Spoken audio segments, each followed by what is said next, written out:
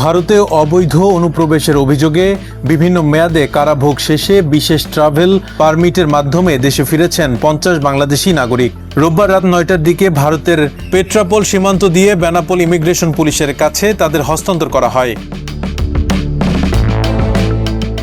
ফেরত আসা বাংলাদেশিদের মধ্যে ৪৪ জন পুরুষ ও ৬ জন নারী রয়েছেন। তারা যশোর, ব্রাহ্মণবাড়িয়া, ঢাকা, সাতক্ষীরা, নড়াইল সহ দেশের বিভিন্ন জেলার বাসিন্দা। ভালো কাজের প্রলোভনে পড়ে দালালের মাধ্যমে সীমান্তের অবৈধ পথ দিয়ে তারা ভারতের তামিলনাড়ু গিয়েছিলেন। সেখানে বাসাবাড়ি, গার্মেন্টস এবং ইটভাটায় কাজ করার সময় ভারতীয় পুলিশের হাতে আটক হন তারা। পরবর্তীতে অবৈধ অনুপ্রবেশের দায়ে সেখানকার আদালত তাদের ২ থেকে ৩ বছরের সাজা দিয়ে কারাগারে পাঠায়।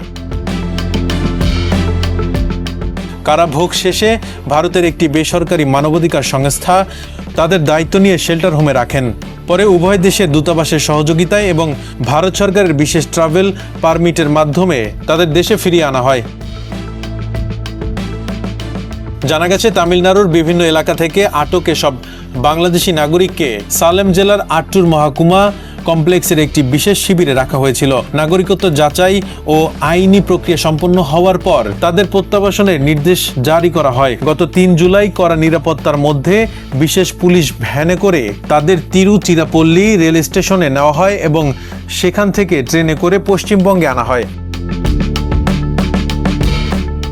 বেনাপোল ইমিগ্রেশন পুলিশের ভারপ্রাপ্ত কর্মকর্তা সাইফুর রহমান জানান, ইমিগ্রেশনের আনুষ্ঠানিকতা শেষে ফেরত আসাদের বেনাপোল পোর্ট থানায় হস্তান্তর করা হয়েছে।